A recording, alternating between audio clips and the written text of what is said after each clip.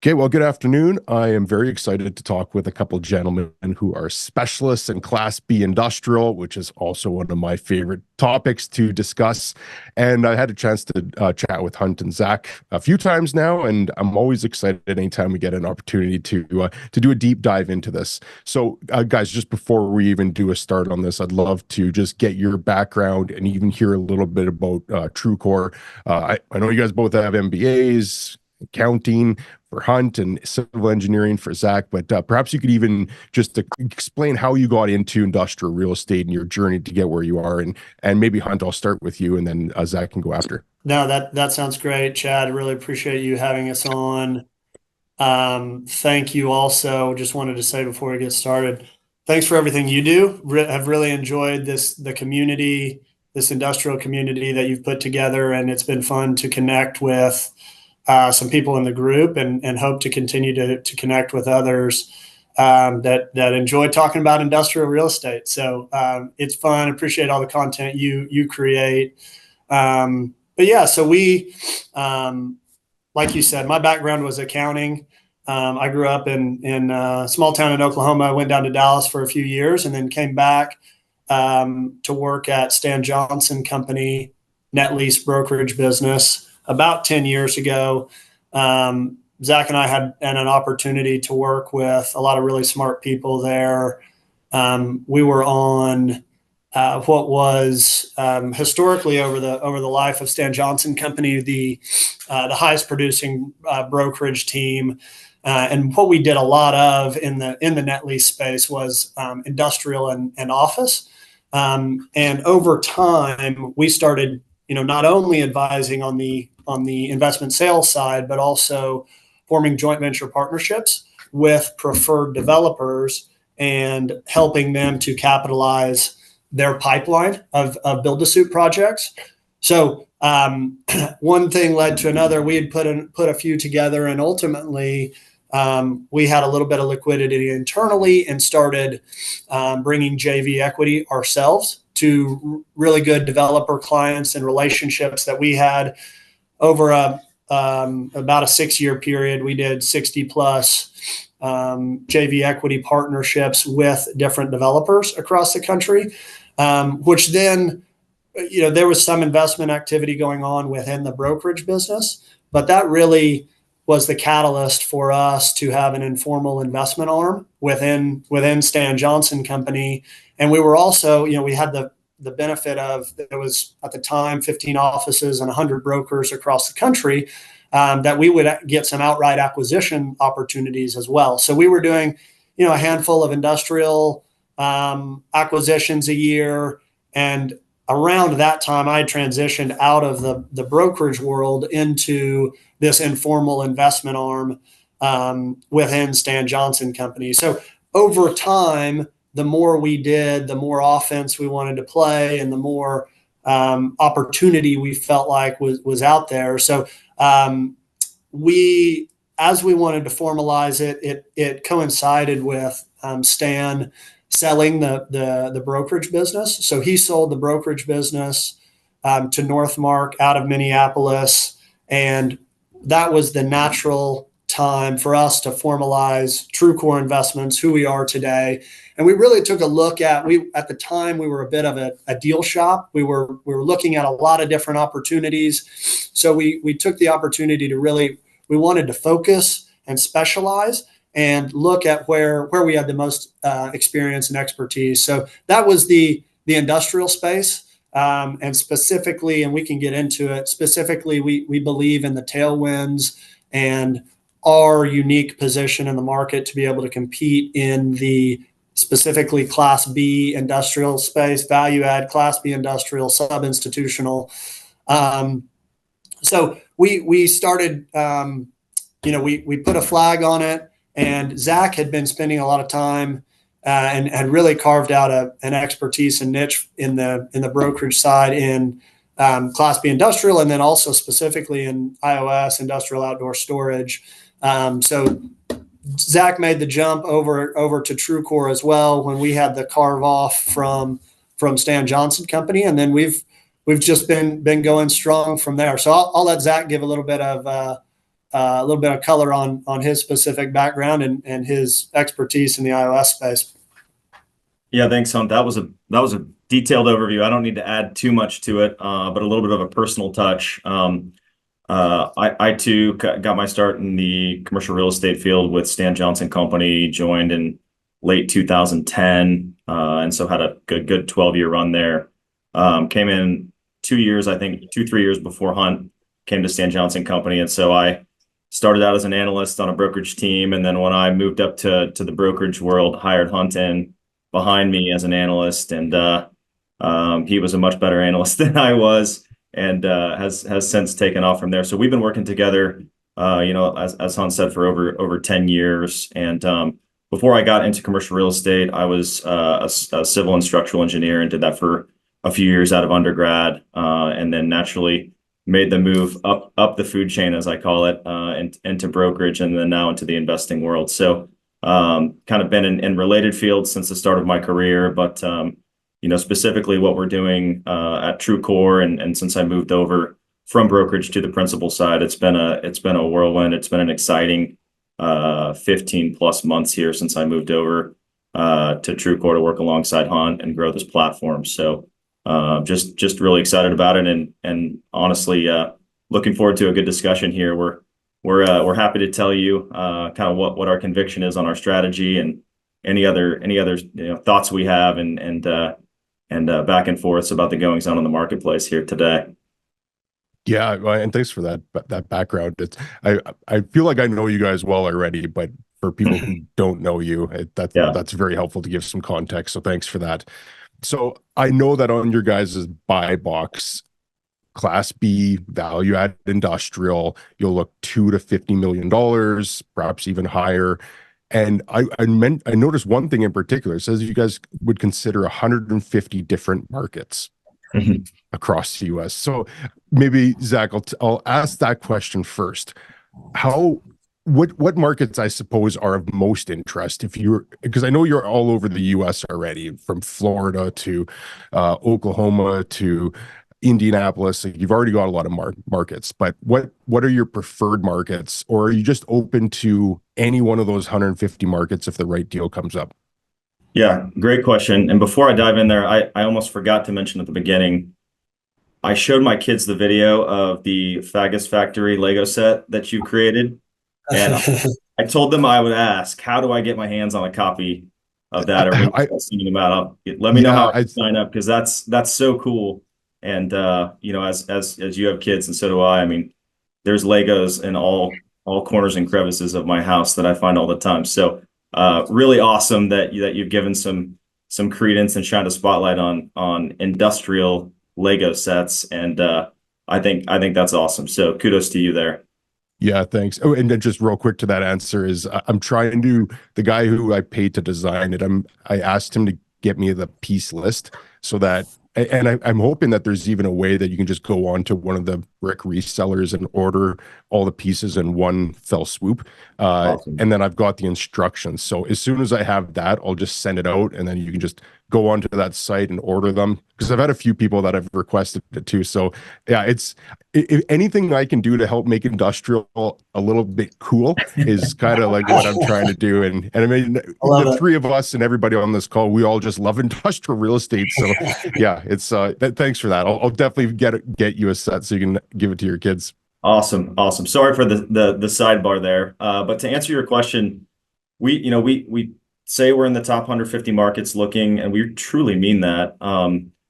Given our background in net lease brokerage, it really lent itself to doing deals all over the country when we were in the brokerage business, and we built and maintain a lot of relationships still from those days. And so as we were looking at what do we want to buy, where do we want to buy, it was natural for us to say, some groups say we want to dive in on 1 or 2 or 3 markets and go 1,000 miles deep. But just given our relationship base and our knowledge base of having worked deals all across the country, it was just natural for us to say, okay, we're going to have a little bit more of a broad brush in terms of where we're looking to buy.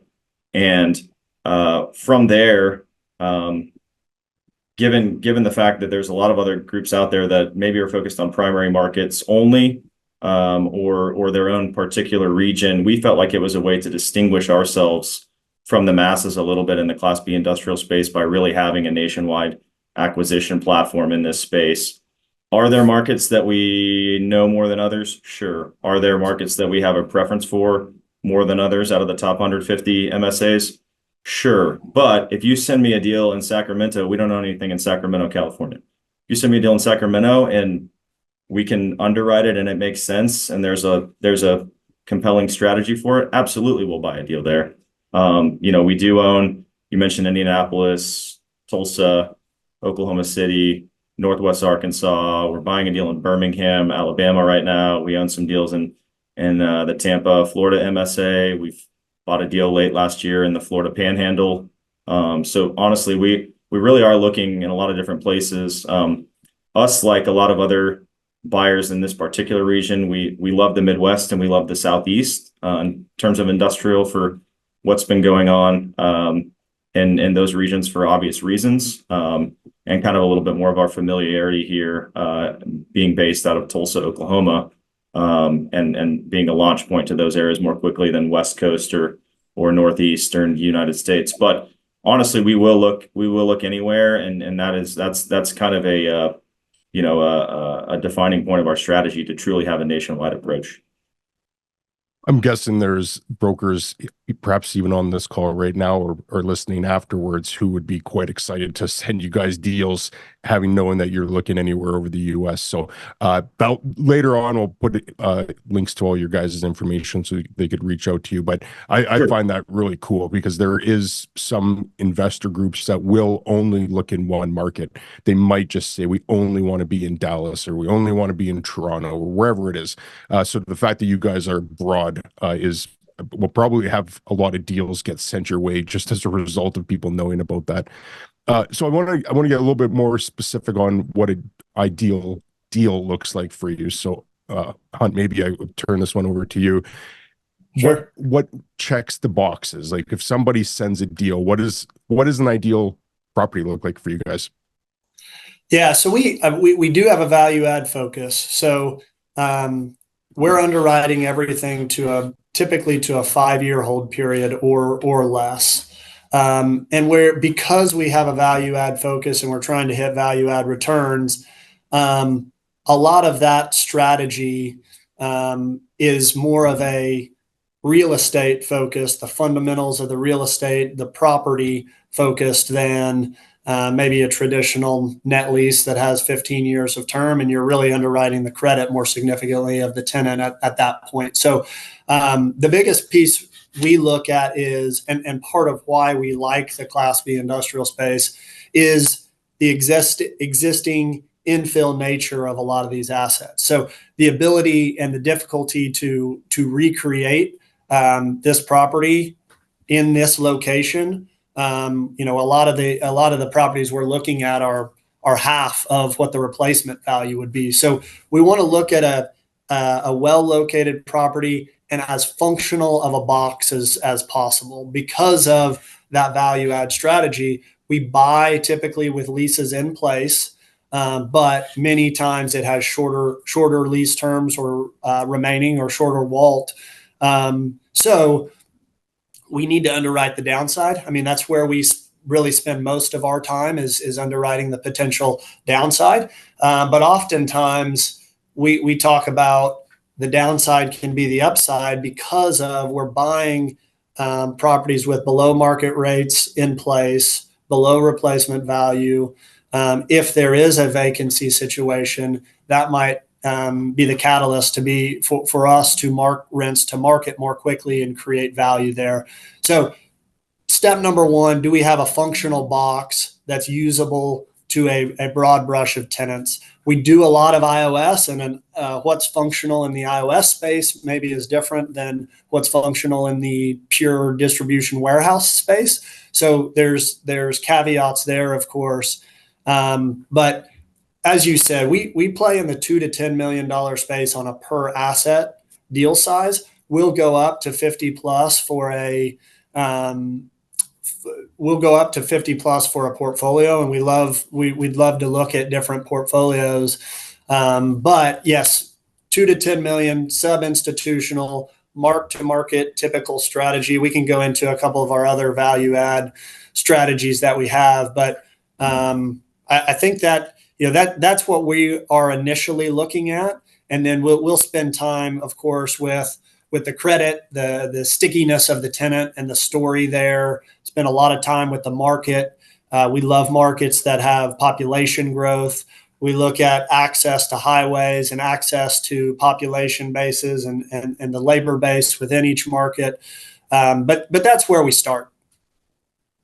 That was a quick masterclass in how anybody should be looking at a market, because there's so many things that you said there that I completely agree with. Like that's how I look at a lot of opportunities as well. That population growth is such a key driver of the economy.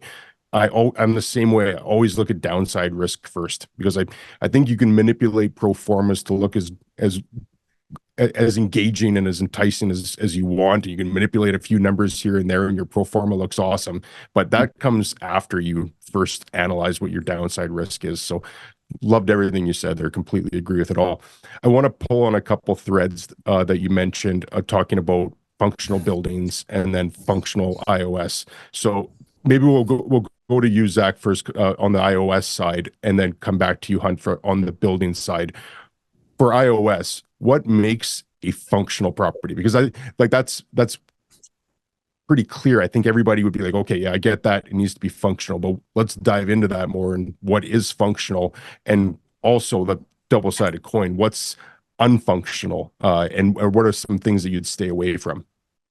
Sure. Yeah. And I don't know if you saw this article this week, Chad, that BizNow put out, but they called iOS a beautiful, ugly duckling.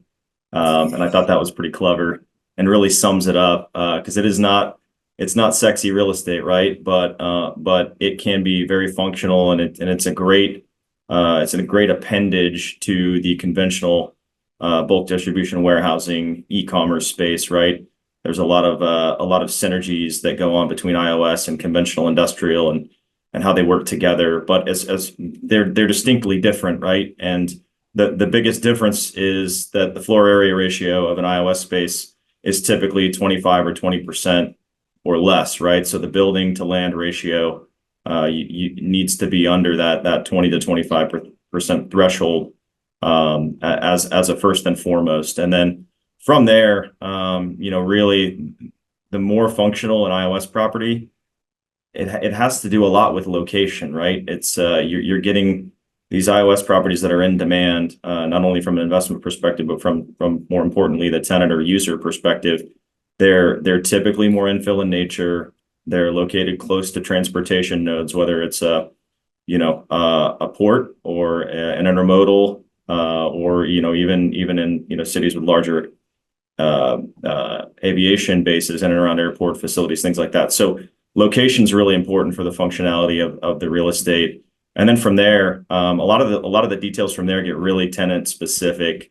If you've got a freight terminal or a truck parking lot, you're going to want to have a paved facility more than likely. But if you've got, if you're tailoring it more towards an equipment rental yard, you can have paved or gravel yard. Generally speaking, though, fencing, lighting are very important, for iOS properties.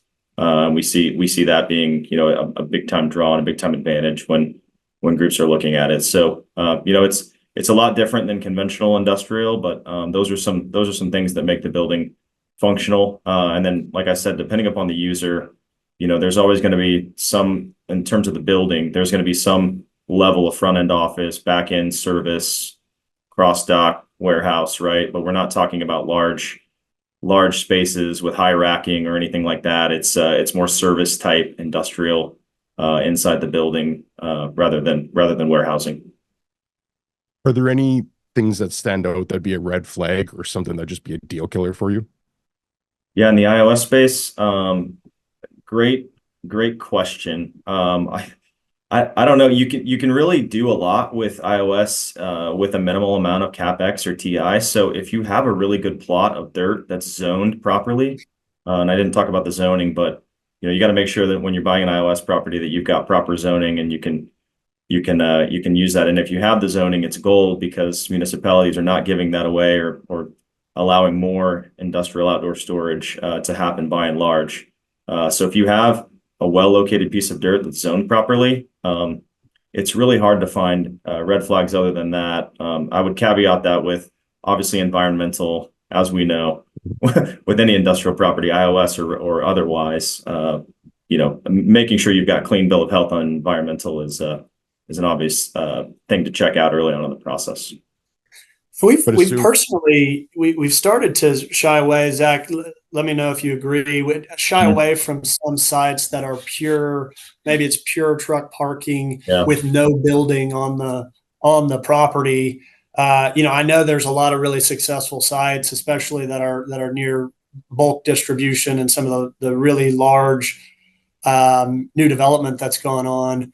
But where we've chosen it just the flexibility you have with an iOS site seems to exponentially be higher when and it doesn't have to be a huge building, but some type of building for the folks on site that we're typically that's typically a requirement for us.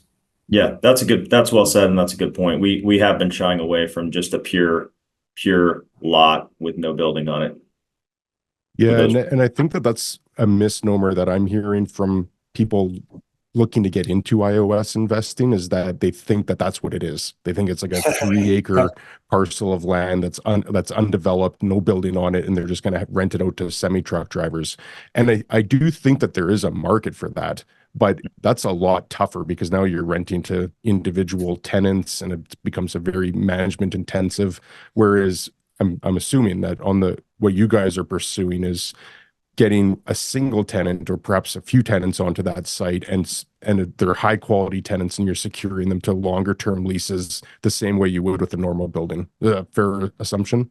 Yeah, that's exactly right. And we've studied the managed truck parking world and thought about that. And for the reasons that you elaborated on, Chad, we just decided, if we're buying properties all across the country, I don't want to manage renting out a single space to a single driver on a monthly basis, from afar. Much more management intensive. And there are groups out there that are doing that successfully. That's just not the strategy that we've devised for ourselves and our platform and the iOS world.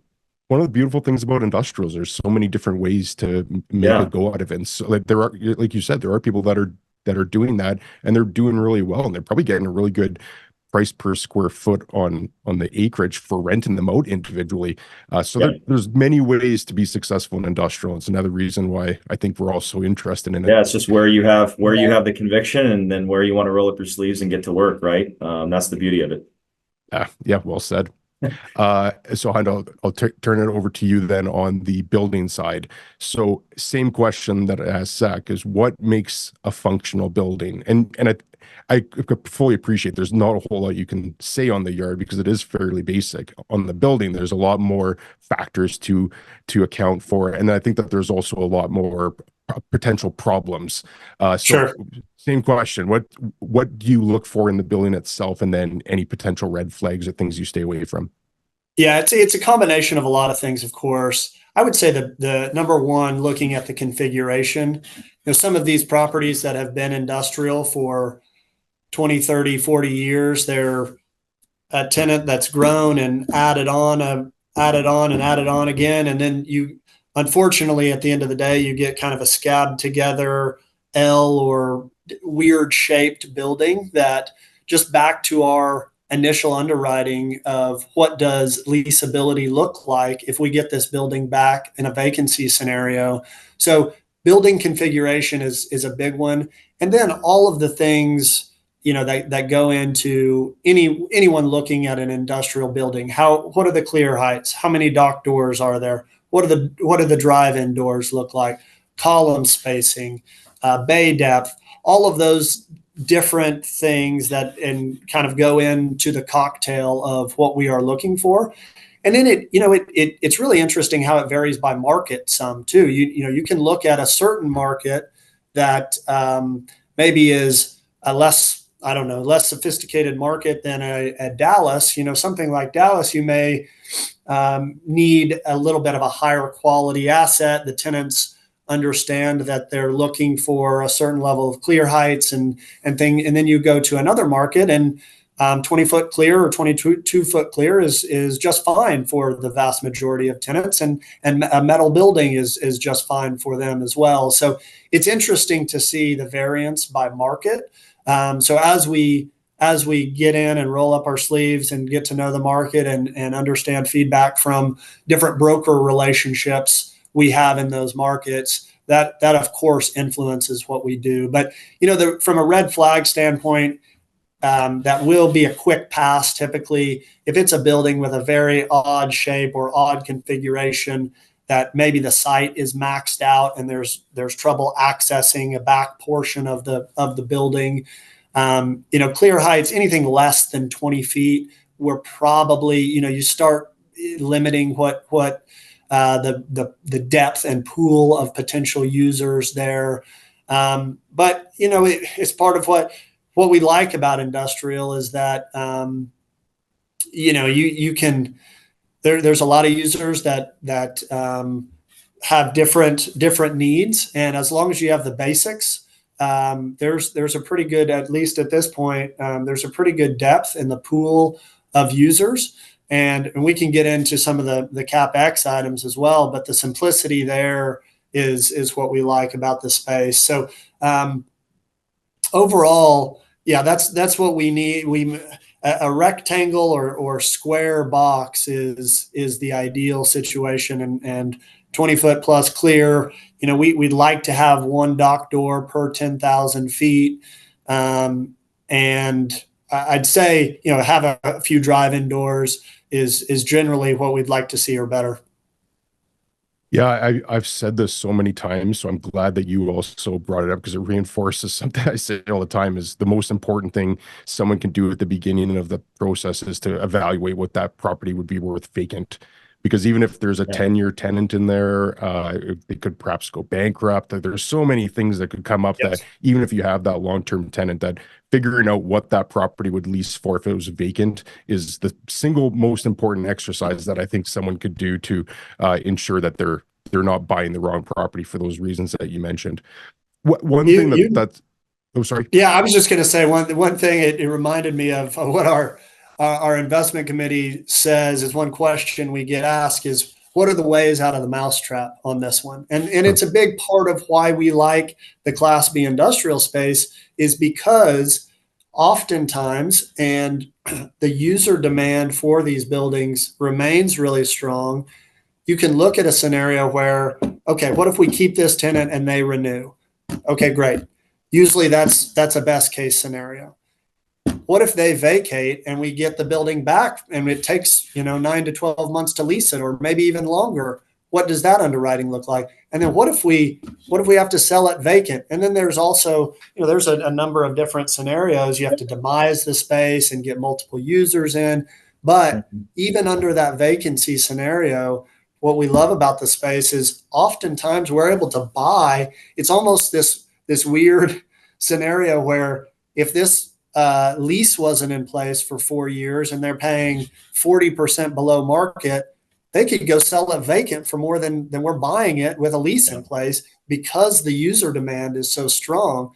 So the mitigation there on the downside to be able to, in a worst case, tenant blows out, we get this building back vacant and we need to sell it to a user and still be able to, sell it vacant for our basis or better. It's that just back to Chad, your point on the downside, looking at the downside, that feels pretty good. Yeah. And on top of that, I mean, to try to determine what that as vacant value is, Chad, and what market lease rates are, and with our nationwide approach, I'm not going to be the first to pretend that we know what market rates are in every single one of the 150 markets that we're looking in, right? That's why our business development strategy is focused on broker-centric deal flow, building relationships with brokers and the markets that we're looking in to buy. And so we truly view the brokers that we're working with as partners in the deal with us. And we want to not just be transactional with those guys. We want to have multiple transactions over time and build a working relationship together. So we kind of explained at the outset when we're looking at a deal like, hey, teach me about the market. Show me what the comps are. Let's dive in together obviously we have our ways to get our information, but there's nobody that's going to know the market better than the industrial guy who's lived the market and been in the market doing the same thing for 20 years. And so us being former brokers and having lived through those transactions and understanding the value that a broker can bring to a transaction in multiple different ways, not just sourcing deal flow, but expert insights, market insights, solutioning around problems in the transaction process. We're huge fans of working in and through the brokerage community, and we'll continue to do that for those reasons. So, yeah, well that's a said. great point, Zach. And I think, to your point on the specific broker knowing the market better than we're ever going to, I mean, that's a big part of, we're quick to admit that. And something that we always, it's never a requirement, of course, but something that's hopefully attractive or compelling to any broker that brings us a deal in different markets. We invite them to jump in and invest alongside us, and we love it when they do. Selfishly, of course, like if they're excited about the deal, that's added glue to the transaction.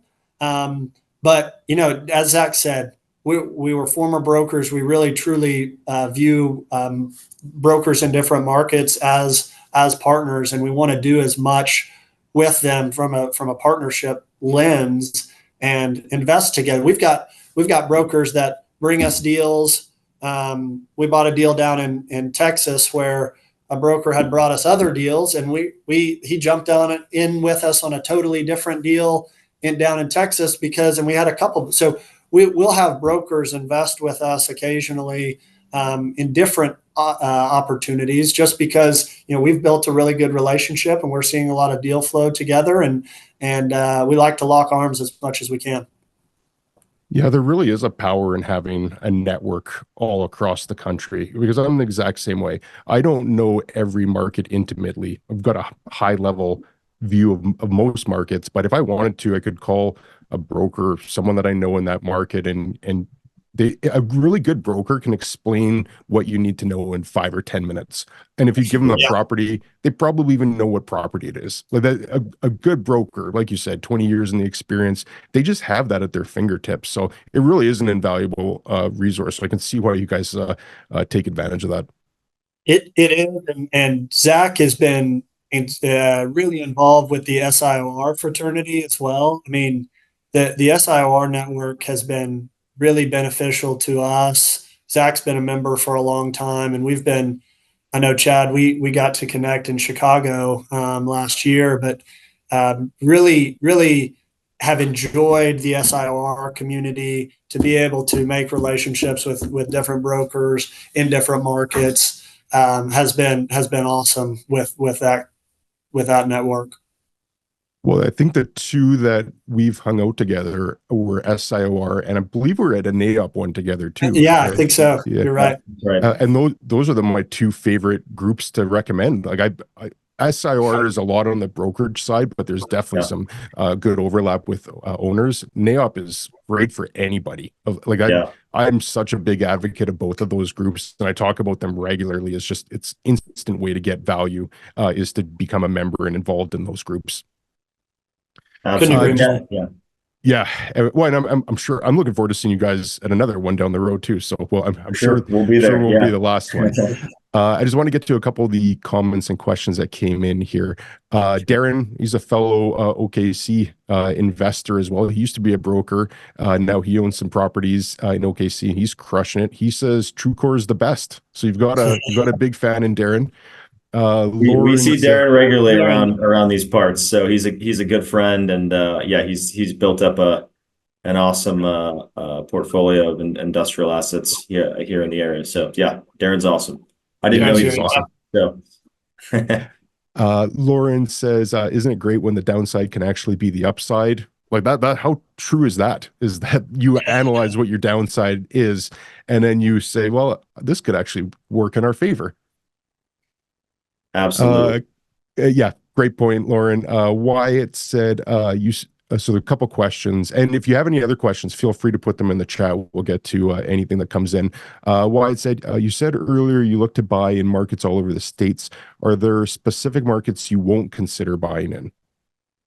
Yeah, I think really the only answer that we would have for that is we say top 150 markets in the U.S. What that really amounts to from a practical standpoint is primary and secondary markets. So if it's tertiary and really that threshold, we've looked at the MSA sizes. It's like an MSA of 400,000. That's the cutoff for us. So if it's smaller than about 400,000 people in the MSA, that's where it starts to get a little too tertiary for us. Now we'll look at stuff in smaller markets on case by case basis, but that's really the only that I would say markets we won't consider buying in is if it's truly too tertiary of a market. But if it's in that top 150, we'll certainly look and see if all the ingredients are there for us to make sense of it. I think it's been and part of that is our experience in the net lease space and seeing the velocity in the market for some tier 2 and tier 3 markets. But maybe I think just sitting in Tulsa, Oklahoma, and having a familiarity with that has been a differentiator. Some of the more institutional buyers will be limited to top 25, top 40 markets. That's been Zach, I was just thinking of the Ahern transaction, if you wanted to tell that story on how I think our ability to look at some of those tier 2, tier 3 markets can be a differentiator for our acquisition. Yeah, that's a good point. And something that we had talked about. And this is an example of us getting into a transaction because we were able to find value in secondary and maybe fringe tertiary markets and jump in and be the solution. So we had a relationship with a group, a national industrial outdoor storage investment firm, and they were working on a direct sale-leaseback transaction with Ahern Rentals. This was before they got bought by United Rentals in late 2022. But there was a sale-leaseback that Ahern wanted to do directly with this group. There were 3 tranches of properties within the 3 buckets of properties that they wanted to do sale-leasebacks on. And actually it was 2 buckets of sale-leasebacks and 1 bucket of kind of properties that were vacant that they didn't want to do sale-leasebacks on, that they just wanted to sell and get out of. And so started talking with this group because they knew we understood the asset class, and their capital that was behind them only would be in primary markets. And so the vacant properties that Ahern was selling and the primary market sale-leasebacks were kind of 2 of the buckets, but the third bucket was a secondary and fringe tertiary bucket of properties that they wanted to execute 12 to 15 year sale-leasebacks on, and it was 9 properties in total. Their capital said that we're not going to touch those assets because this is outside of our buy box. But on the other side of the equation, Ahern was saying, well, you're going to buy all these or you're going to buy none of these. And so just given our relationship with this group, they came to us and said, hey, we've got to find a solution here and we've got to close. This is late October. We got to close by the end of the year. And so we were able to quickly get under the tent with them and underwrite these assets. And given our familiarity with how these long-term net lease IOS properties trade, even in secondary markets, we were able to get comfortable with the basis where we would be able to buy them at, and then knew that we had some pricing arbitrage to be able to, if we wanted, given market conditions, spin these out to the individual investor 1031 exchange buyer marketplace, because these were generally all $5 million and under type equipment rental properties. So we executed on that strategy. We bought the assets, closed simultaneously with them. And this was heading into 2022 when the market was still just absolutely bananas. And so because of that, we decided, okay, this is a great time to kind of test the water and see if we can exit these, even though we bought it at a good basis and we're fine holding them too. And we started selling off 1 and then 2 and then 3. And, the cap rates we were getting at that time, the dominoes started falling, like, okay, it just makes sense to sell all of these and capitalize on that arbitrage that we had in this deal. But that was an example of us being able to identify and having a level of experience and comfortability with, buying longer term net lease assets in the IOS space in secondary markets, and knowing that there is an exit strategy or a buyer pool for those assets on an individual basis, whereas there might not have been as big of a buyer pool to buy those on an aggregate basis, but we saw the ability to chop them up and sell them individually. So that's an interesting deal story where, we got comfortable with some secondary market assets that others couldn't find, necessarily the same value in. But that's just given our experience selling properties like that, when we were in brokerage. So very interesting. Are you comfortable sharing a home run deal that you may have done either pre-TruCore or during TruCore? Yeah, great question. Well, that specific transaction didn't. I would classify that as it ended up being really nice. I don't know if it was a home run, but maybe at least a triple. Hunt, what do you think? We probably have a couple more that we round tripped. Yeah, we've got one that there was a about 150,000 square foot building that we had a tenant relationship with, and through a broker, of course, had a tenant relationship. They were expanding, they were split up over 2 or 3 buildings in the market, and they wanted to consolidate under one roof. So we found a building, put it under contract vacant, was able to negotiate with that user to sign a long-term lease while we were in our due diligence period, slotted them in, gave them a heavy TI package, and then once rent commenced, we turned around and sold for a spread. So an opportunity for us to identify a vacant building that needed some work. We provided a pretty heavy TI package and did some work to the exterior and replacing the roof and some things like that. But the bones, back to the point on, you're looking at a lot of these industrial buildings, a coat of paint can do wonders to a concrete industrial building. And then you're underwriting what the roof and paving look like at that point. And as long as you've got enough CapEx room there, that was a scenario where we were able to really have a home run in a fairly short amount of time, and mitigating a lot of the risk by having a tenant in place before we even closed on the property. Another one that comes to mind is a property we bought. We haven't sold it. We've decided to continue to hold it in our portfolio, but a scenario where, we look at deals that sometimes we get the question, what's your cap rate target? And it varies so much.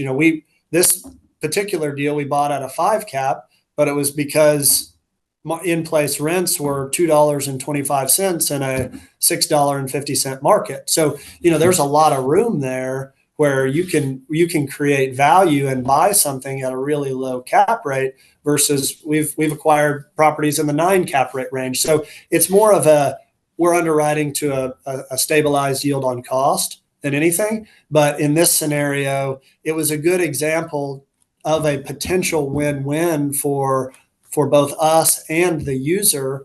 We bought the building, and like I said, the rents were in the low $2 a square foot range. Tenant approached us 3 years before the end of their lease term and said, we want to lock up our control of this site. It's a critical asset for them. They wanted to lock up control of the site for a long-term period. And so we locked them in on we got into the $6 in terms of square foot rent for the future, which is, to almost triple the rent, the NOI is a significant win for us. But it was also a win for them because we gave them a number that 3 years from now, unless there's some type of catastrophic event, we think 3 years from now, that'll probably be somewhat below market for them. So they'll have a below market rate still. And now they have control of the building for 15 years in the future. And that allows them to plan and from a strategic planning standpoint for their business, they've got that control. So I think those were, Zach, those two came to mind.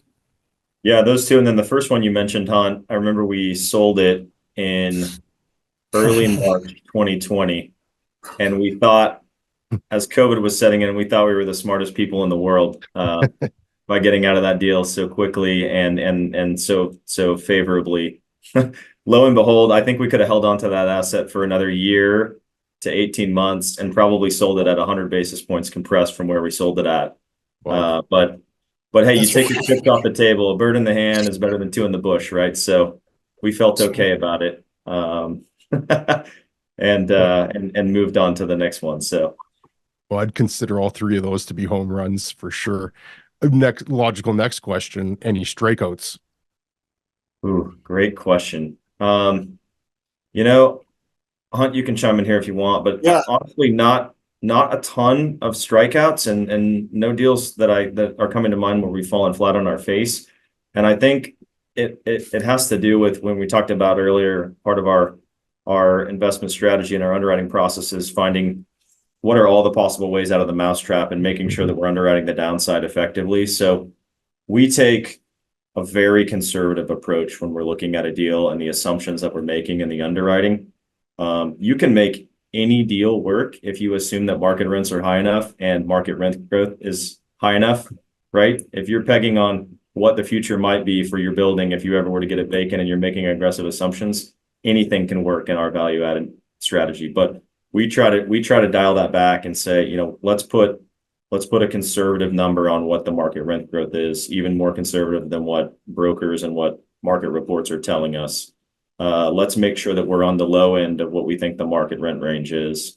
Let's make sure that we really understand what that as vacant value is so that we can, if we ever get the building back vacant and we have to sell it to a user or fire sale it, hopefully we can get our money back out or maybe a little bit more at that point in the very absolute worst case scenario. So, knock on wood, there hasn't been one where, I can point to that we've really struck out per se.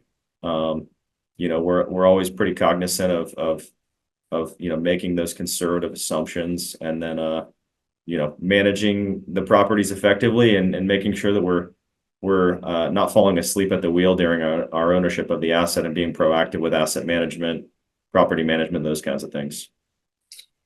I think it was an area, when we were talking about TruCore and focusing and specializing in the Class B industrial space. The only thing that came to mind for me is in the pre-TruCore days,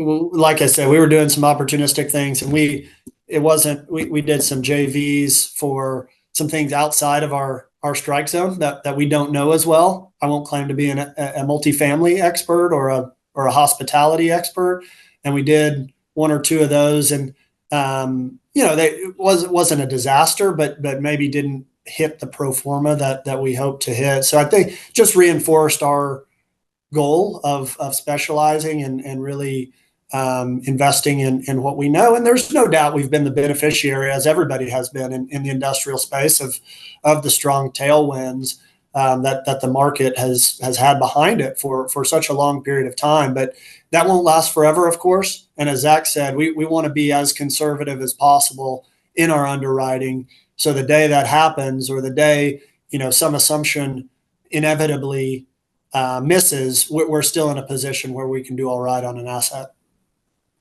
Yeah, well said by both of you guys. And it kind of always makes me circle back to baseball as a good analogy, is that there's some batters that get up to the plate and they swing aggressively at every pitch, and those guys strike out.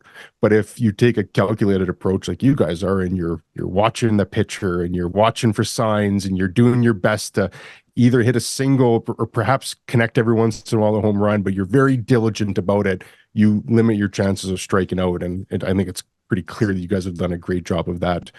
We've got just a little bit more time here, so I want to get to a comment that Jim had, and then again, if anyone has any questions for Hunter, Zach, please put it in the chat.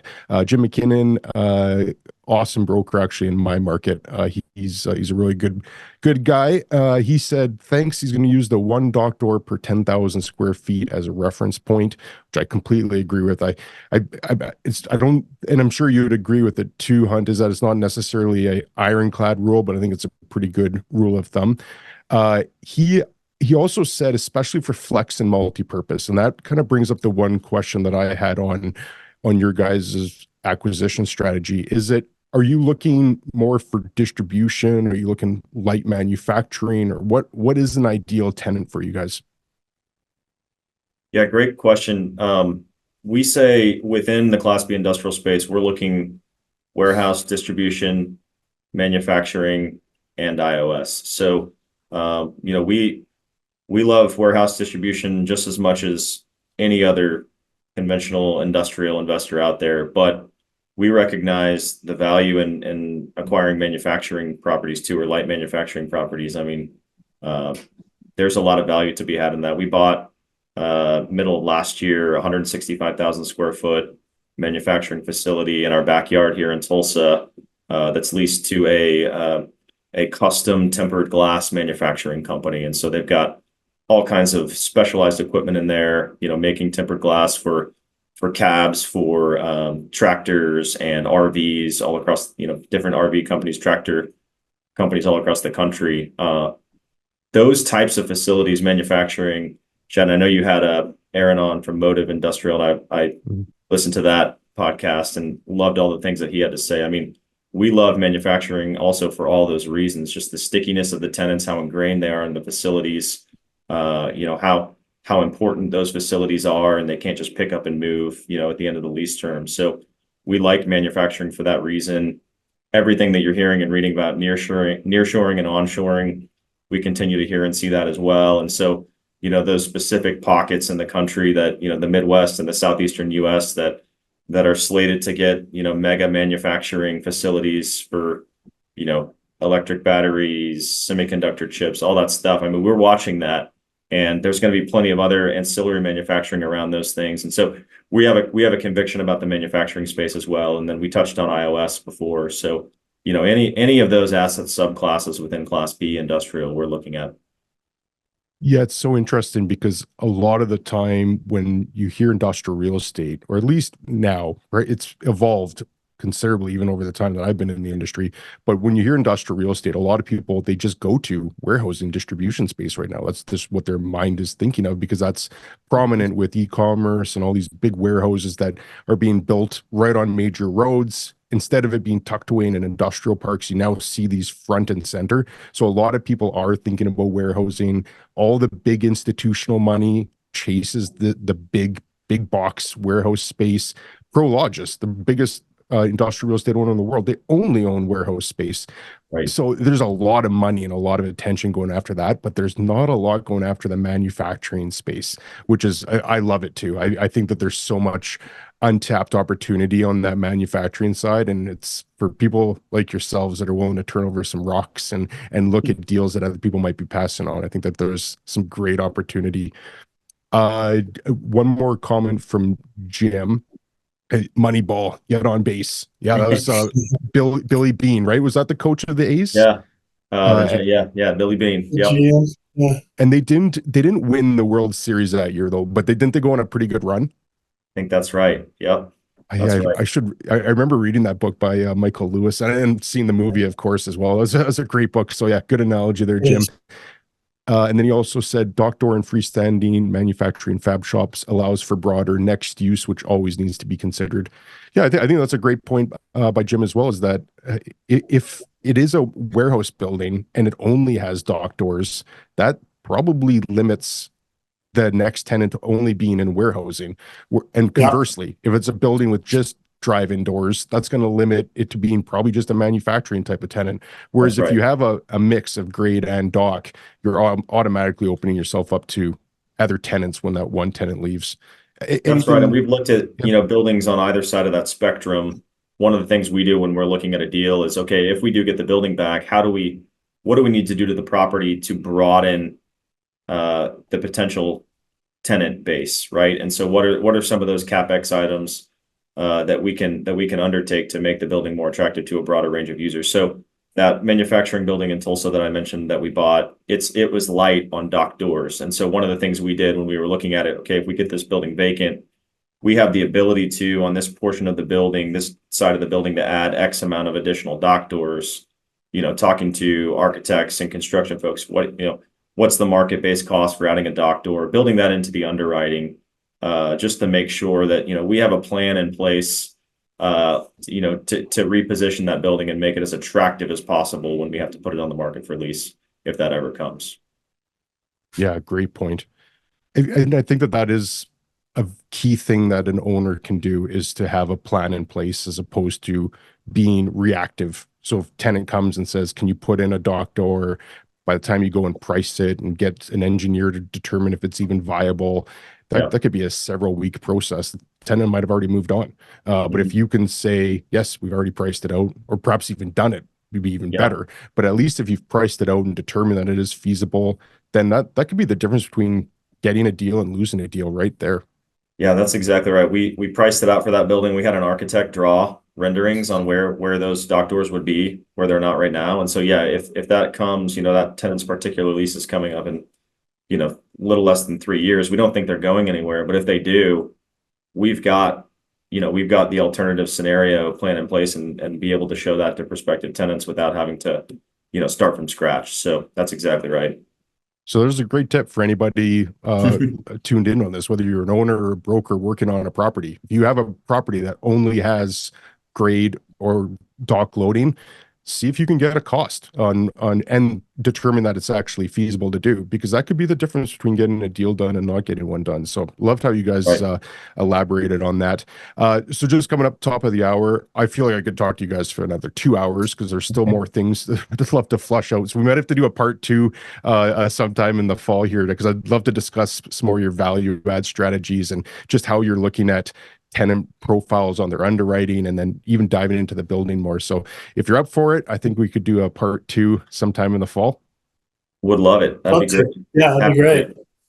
Cool. Well, in the meantime, I'll put your LinkedIn profiles for both of you so people can reach out. And then I'll also put a link to TruCore's website. You guys are active. You're looking for deals all across the states. So if anyone's looking, has an off-market deal or something you want to put in front of them, I'd highly encourage you guys to reach out to Zach and Hunt. And even if you just had a question, I mean, you guys are awesome to talk to, and your wealth of information. So really do appreciate you guys taking the time to do this. I thoroughly enjoyed it. Yeah, thank you, Chad. We enjoyed it as well. And, like Hunt said at the beginning, we can't thank you enough for what you're doing in the industry, and just, keeping the conversation going about all things industrial and being a thought leader in the space. So thanks so much. Yeah. Thank you, Chad. Really appreciate being on. Likewise, that was awesome. Loved it, guys. Okay, well, thank you very much. And thanks to everybody who tuned in and for the questions, and we'll see you next week.